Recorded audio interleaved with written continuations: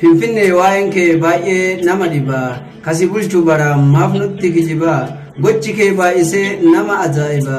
Goota siif falmatuuf maaliif yaadda daba? Osoo teenya jennee nuti siin dhaadannu biyya feene teenyee maqaa kee yaamamnu erga nutti jabaatte homaa hin dubbannu ati dhugantullee yoomuu sin dagannu akkanatti nafu ni darba hundinuu akkanatti nafu ni darba hundinuu.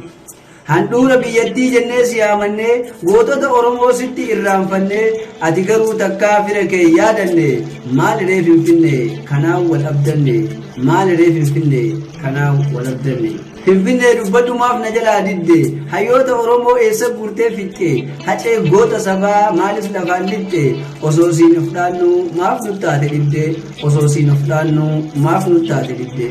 Diinni sirra taa'ee nutti kolfaa jira firri kee gamtee fi mana hidhaa jira Finfinnee bee nutti hin jabaatin garaa nuti bara baraan dadhabnee dararaa nuti bara baraan dadhabnee dararaa.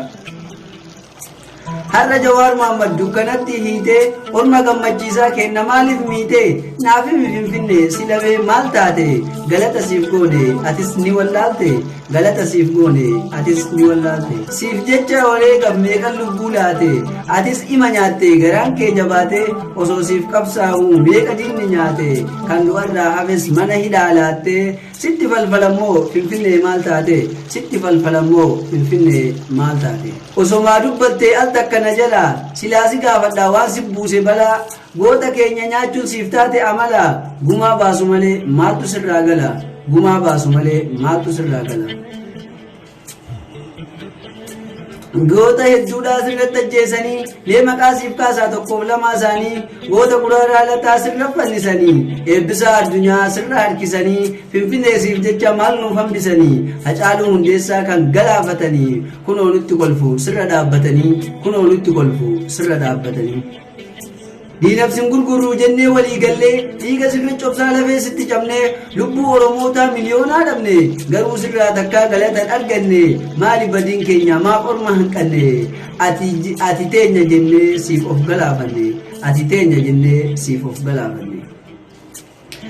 Maaliif nu ilmaan kee gaddaan haguuggita maaliif diina keenya nutti gammachiifta siif jennee kan duunu maaliif nutti dhiifta erga sirraa yoomuun arganne galata sabni koo maalumaaf maqaa kee waammata gattuun sirra teettee diina nuuf faarsiti oduu nuuf hin taane nutti hafarsiti maqaa kee fixanii barataa yuunivarsiitii dukkanni gabrummaa gaaf kam nuuf bariiti dukkanni gabrummaa gaaf kam nuuf bariiti.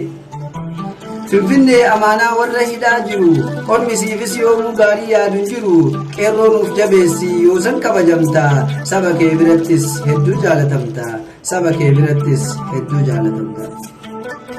Yookaan addaan baasii waa'ee kee nuuf himi siif jecha dhumannee maaf nu nyaatte rirmi diinni kee sirratti maaf nutti dhiichisa hayyoota Oromoo gamtaadhaan hiisisa hayyoota Oromoo gamtaadhaan hiisisa.